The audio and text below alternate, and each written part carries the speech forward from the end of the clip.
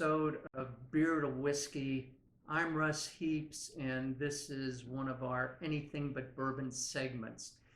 And I'm here with my good buddy, Big John Richards, who is actually our beer expert at Beer to Whiskey, but he has a great palate and is a wonderful sport.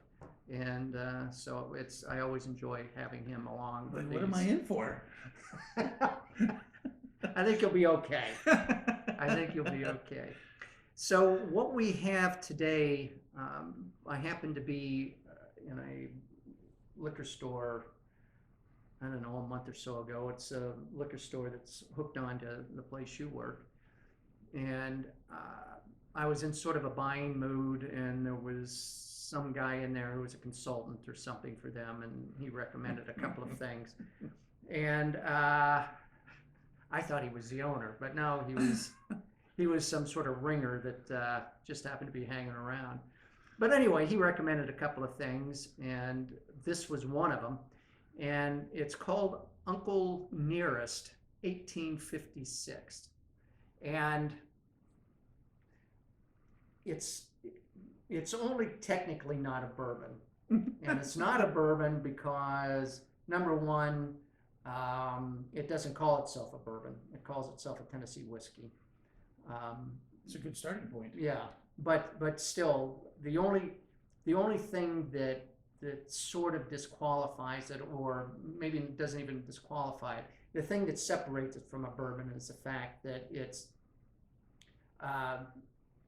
filtered through charcoal from sugar maple trees, and which sort of gives it a little bit of a sweetness to it. If that sounds familiar, it's because it's part of what is known as the Lincoln County process. That sounds right. Yep, that's what it Yeah, says. Lincoln. Well remembered. Yeah, Lincoln County process, which still may not be ringing a bell. But anyhow, Uncle Nearest got started distilling because he worked for a preacher in. But it's Lincoln. No. His name's Dan Cull. Yeah, but I guess I didn't put down the town. Columbia, Tennessee. I didn't write it down, but I remembered it. And this preacher had a distillery, and Uncle Nearest wound up working at it. And the reason why he was working for Dan Cull to begin with is because he was Dan Cull's slave. And so he worked, the farm for a while, and then Dan put him into the distillery, and eventually he was doing the actual distilling. He was running the place. And a young man came to work for Dan Cull, who Dan Cull referred to as his apprentice, but he was somebody that he was bringing up and teaching the farming to. And this kid saw the activity going on down the hill and asked what that was about. And Dan said, well, that's my distillery. And the kid said, well, can I go see it? And he takes him down there. He meets Uncle Nearest, and eventually starts working with Uncle Nearest, learning how to the tricks of the trade and how to distill. And this Jasper kid was kind of a non-assuming kid, but he was eager to learn. And eventually he wound up buying the distillery. By this time, the Civil War was over, and Uncle Nearest was free. And Uncle Nearest's last name is Green, or was Green. But anyway, so he bought the distillery. This kid bought the distillery from Dan Cull and asked Uncle Nearest if he wanted to be the master distiller, which, of course, he said yes, which made him the first African-American master distiller on record. And he ran that distillery for a number of years. And then Jasper went out and built himself a bigger distillery right down the road, and wanted Uncle Nearest to come and run that one. But Uncle Nearest was ready to retire and stop working at that point. So Jasper started doing the distilling himself, and Jasper's nickname was Jack, and his last name was Daniel, and it was Jack Daniel Distillery.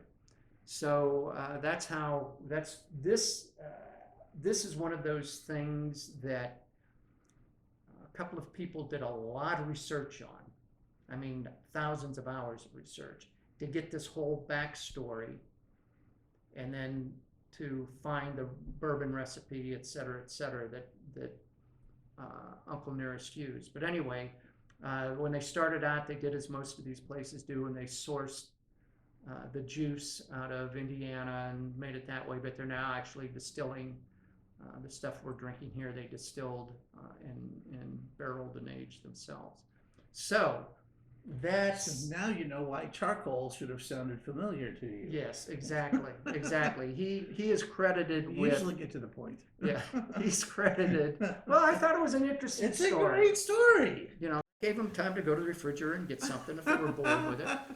Uncle Nearest is credited with developing and perfecting that charcoal filtering with the sweet maple wood that Jack Daniel's still uses today, and actually kind of defines Tennessee whiskey. It is 100 proof, which is pretty rugged, and it is aged at least 7 years, which is pretty darn good. Mm-hmm. So that's all I know. Well, here's to it. Texas Miss See Lily. what happens. Well, I don't smell the charcoal as much as I expected to. I can smell the charcoal on Jack Daniels. Can you? Oh yeah. One of the things I like about it. I smell it a little more when I'm really, really trying to pick it out. You can tell it's there.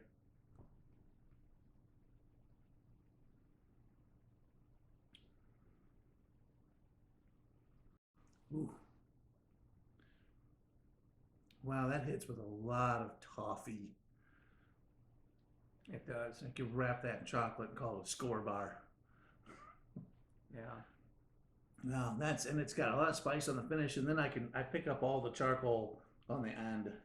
Yeah, but it's not all the way in the back of my tongue. It's just sort of toward the back. It's Yeah. kind of 2/3 of the way where I'm getting the charcoal Yeah. part of it, and the back end of it's where the spices. Yep.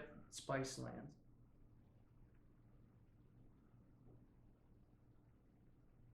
Yeah, and I don't taste wood so much as some of these others. I taste that charcoal. And you would think 7 years in the barrel. Right. You'd pull a lot more, but Yeah.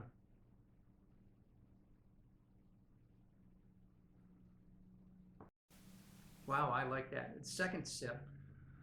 yeah. I'm getting a little more of that, of the sweetness. Yep. And I'm getting a little more burn in the back. I mean, of course, you'd expect that, but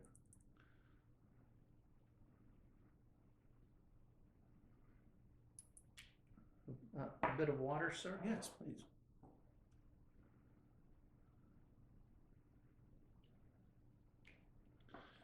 And we harp on this a lot, but this is a trick for you to use at home. You will absolutely be blown away at how different your whiskey tastes with just a drop or two of water, and how much it cuts off some of the burn, leaves the flavors behind. And it's like we briefly just talk about with that tasting strength that I hear professional spirit tasters talk about, that if it's above 80 proof, there's too much going on for you to taste everything that's going in there. So they try and knock the strength down just a little bit to give themselves a little better chance of tasting what's going on. That really takes the edge off the burn. Yeah. It really just scrubs it right away.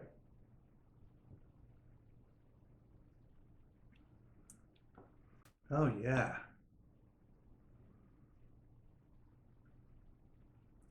Oh, it smooths it right out. It does. And it knocks some of that harsh edge off the toffee too, and it leaves you with not quite so much burnt sugar, and it leaves you with a little more of the caramel, like towards burnt sugar. Almost burnt sugar. Yeah, no, that's neat. That really opens up when you put that little bit of water in there too. Yeah.